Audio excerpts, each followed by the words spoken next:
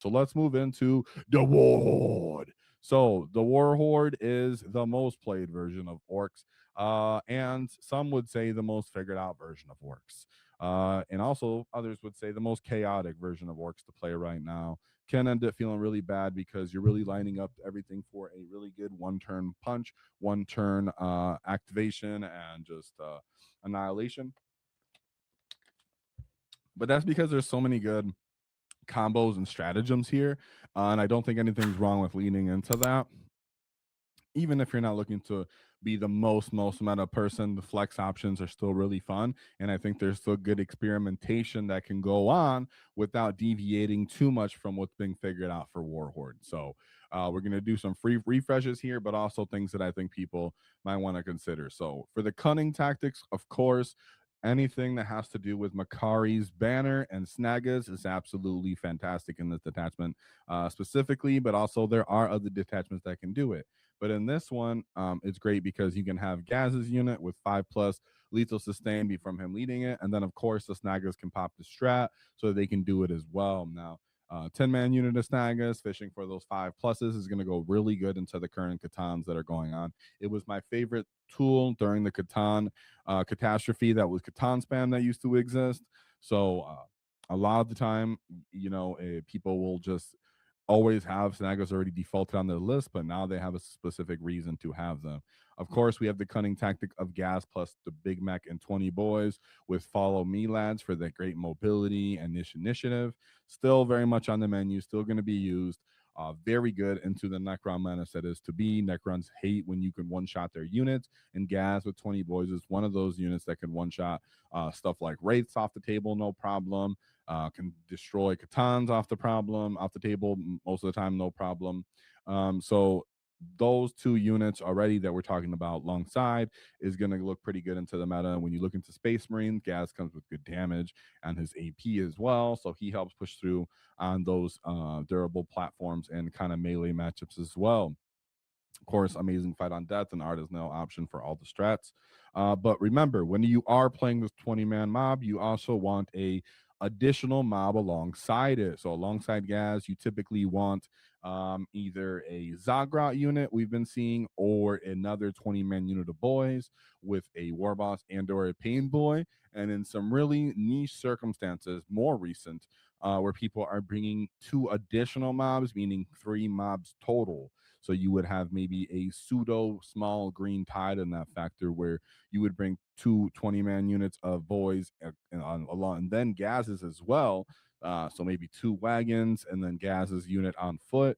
Sometimes people will bring 1 mob and then they'll bring a Blitzer wagon alongside it. So they'll bring Breaker Boys or Knobs or Snaggas inside of maybe all of that inside of 1 battle wagon. Then they'll have a 20-man unit of boys in one wagon, and then Gaz in the middle. So all of these are things that are being utilized and have good viability, and I think people should keep experimenting with that as we look at what's to come with the pigs and the pigs. Sorry, I read the next line. With the Ultramarines and the Necrons. So of course, don't sleep on Blitzer wagons. But if you are playing War Horde, a lot of the time we see people running the battle wagons. So there has been a resurgence or a straight pivot, whatever way you want to look at it, as to orcs are really wanting to play with just battle wagons on a large variety of these competitive lists, regardless of what the terrain you're playing on is. So 1, 2 seems to be the point where it is. I personally even started to get my second one going when a lot of the time I felt good with 1. So just keeping it in mind. Then we have Snickrot. Snickrot has been all over the War Horde list since we began. So of course, if you're incorporating him, keep it up. It's a good way to slow the early game down while you're keeping your stuff conserved and safe as you get into position. So a Snickrot moves, grabs an objective of some sort, can lure the enemy closer to your big backbreaking wall timing, and then bam. So whether he's used as bait, he's used as late game scoring secondaries, or he's used to slow the tempo, Snickrot is always finding his place to be now that he's at the proper point cost, because he cost way too much before. Then we go to the flex options, because I like flex options personally, because God, we played so much War Horde since the beginning of the index, right? So at that point, like I'm just into flex options too. So of course we got the pigs and the rigs. So not saying that's the most competitive, of course, but I can say that you know, Mazrag does enjoy eating Catan from time to time.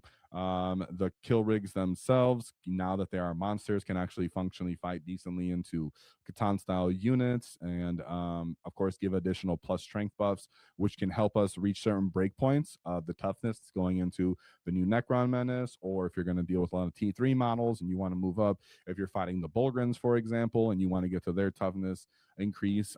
There's just a good kind of mix of T5, T6 that you might want to push past through in the kill rig. Giving +1 strength helps with that. And then we have the Dakka support. So I do mean the Dakka truck in this case a lot of the time. Sometimes people are bringing 10-man units of flash kits. I personally did a after action report. You can look where I had a bunch of flash kits on that list running as 10-mans. It felt really good for the stratagems, whether you're fighting on death, critical 5+ punches, whether your art is nailing with them. Don't need a leader. That's something that's so annoying for me as an orc player, that I feel like to get any kind of output or good unit, quote unquote, that I need a character. So flash kits feel really good that I have something that's functional that doesn't require the character to hard carry it. Even though there's a certain amount of like just randomness to flash kits, which is, hey, we're orcs. What do you think? Then we have the tank buses. Whether or not you're using them in War Horde is really up to you. Of course, there's some people that think don't just bring some of them to have the respect of them shooting up the field and no character support. And some people think you need at least one shock attack gun. I'm in the middle of that, and I think a Dakka truck, which you're going to use a mech support. But we have an interesting super chat here that I want to call out before I show the War Horde list. We have the legendary $1 billion clown farm with the $5 super chat. Whoa! That's really generous of you, considering you could just probably talk to me and I'd respond anyway. So thanks for being here, you get. So let's see what this generous, awesome Git has to say. He says, and of course, check out $1 billion Clown Farm. I was watching his content before I even had a channel. So he says, LOL, already making me want to experiment with new lists for the RTT I'm going to tomorrow. Appreciate the work you do. Well, that's a big compliment, man. That means a lot. And I appreciate the work you do, because you've given me plenty of good laughs, and all of us some good laughs. And of course, good tactics as well as artwork with your models. So of course, share what you're going to be doing with that and your experimental list. I'm sure you'll have some good, fun ideas, as you always do. And I'm glad you're back to playing with orcs. You know, I agree with a lot of takes you had as to how it felt bad or annoying-ish to play them at times, yet they're still your favorite and you still have a good time in the actual game. So you were the first one among a lot of the content creators that said, just go out there and have a good time. Started running gargantuan squig offs and stuff, dude. So means a lot, and thank you. So, and of course, check them out if you guys haven't. Whoa, $4 billion clown farm. So hopefully you're proud of this list, because I put this list together. So this was very much an experimental sort of list here, and Billion can give his response too on this if he wants. But yeah, we have a little bit of everything here in my case, right? I would say that this is a bit of stuff I have used and I really much like, and stuff I'm considering because of what's come and shown to light. So let's start off. Some of this is known, and some of this is just stuff that I'm tempting the meta community to use. So we have a beast boss with cunning but brutal. Like I always say, I always appreciate bringing this enhancement alongside Gaz's mob. So whether you're using a 20-man unit of boys with a pain boy and a war boss, or you're using a beast boss, as we're going to talk about right now, I very much think that putting pressure on the enemy to deal with both problems of Gaz and the secondary mob unit is a huge thing that you have to incorporate into your list. Even if I've done it even with Mega Knobs, where I bring a Mega Knob unit and I put this enhancement on that for that same reason, right?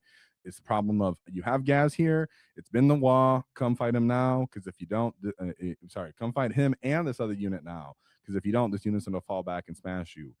If you don't have this enhancement, a lot of the time people would just focus on Gaz, kind of ignore that unit that's stagnant that already got his charge off on the wall, and then come back and try to clean them up later. So I very much like falling back with this secondary mob so that I can go steal an objective of some sort. Typically fall back by going forward.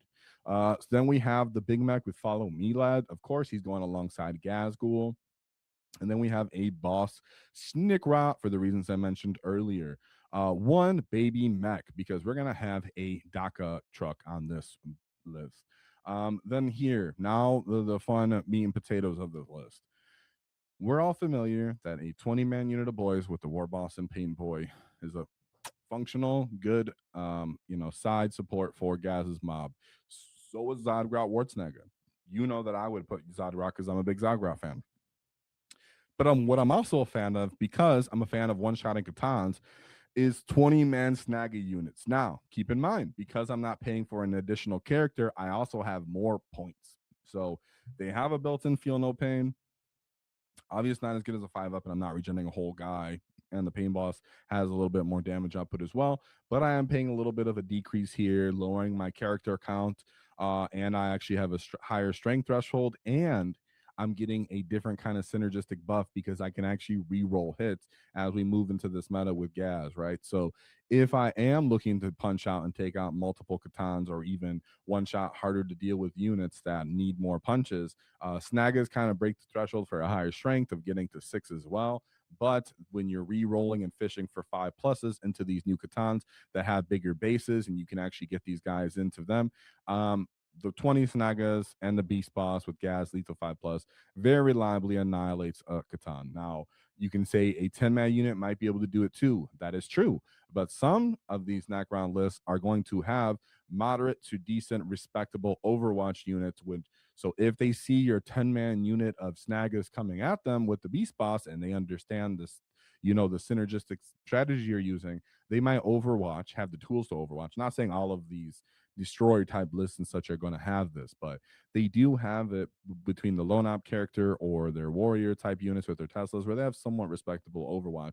And if they get it off and diminish, for 3 or 4 of those Snagga boys before you make contact, 6, 7 Snagga boys with the Beast Boss, even with Gaz's lethal or in 5 plus, doesn't one shot the Catan with the amount of wounds he has now. So I just straight up went all in and bumped it up to 20. Like I said, it's kind of a 2-roll thing going on here. I have the secondary mob for Gaz, but he's also solving my problem of dealing with Catans and these other problematic type units. Of course, there was demolishes demons as well, demolishes knights too. So there's a bunch of things that this actually is probably problematic for. And T6 is a new T5 guy, so Snaggers being able to get up there felt pretty good.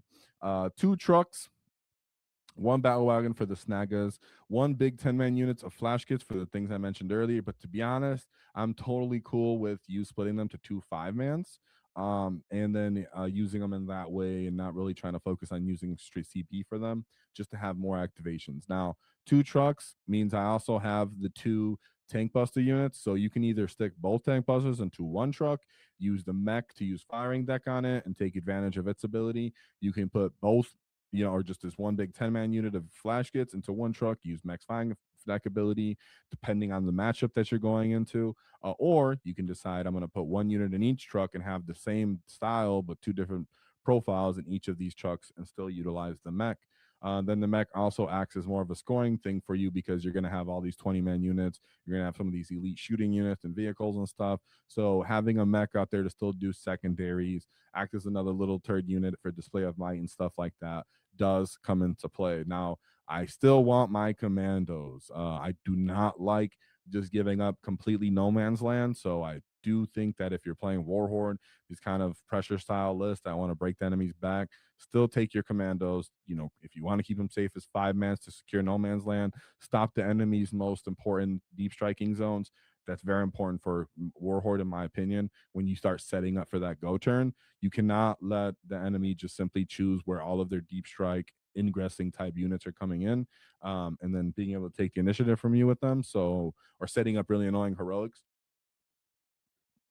So I'm very much in favor of using the Mandos, even as a just area denial, not the secondary necessarily, but an area denial standing unit. 2 5-man units of Storm Boys, and then 1 War Biker. I like the War Bikers because of, like I said, their toughness and armor save. But a lot of the best players I talk to think that going for the most Storm Boys necessary that you can is very important, because they can still continue to advance and charge. They can continue to throw grenades for you. They can deep strike. They can kind of continue momentum in that way. So Storm Boys are somewhat beloved to high level kind of competitive players, but then a lot of the times people like me or other style of competitive players just think that they're too soft and would rather go for more war biker style of units, maybe just one storm boy. So that's really a flex whether you bring more storm boys or more war bikers. I don't think either of those answers is wrong here. And last words from our boy $1 billion. He said, "Thanks. Mostly focused on hobbying right now." Yes, I remember you were kind of mentioning that in your other videos that you were like going back and forth. You'd have some funny lists that I like. So check those awesome reports you did out. So and he said, "And your channel is a great way to catch up after taking long breaks from playing." Thanks. That's actually what this video is about, right? We're going to talk about all these detachments, kind of give some refresh and ideas for everybody so everybody can get going. And then hopefully come to get some reps in as a community, come to more of a consensus, because honestly I know what I enjoy, but I also understand the other stuff that we can actually utilize or experiment with in the meantime, if people aren't into what I like to play necessarily, right? Because some people really love War Horde, but some people are really tired of it. I know you know what I mean by that. Shout out to our sponsors, the Baron of Dice, as they helped us do our wall tactic dice. So shout them out. Check them out in the description, 5% off in the discount, because nobody likes taxes. And shout out to Baron of Dice. They allow us to do our paint competition. So thank you very much to them. If you enjoyed the clip, check out the full video here. If you'd like to see more tactics, click here. Let's get stuck in, lads!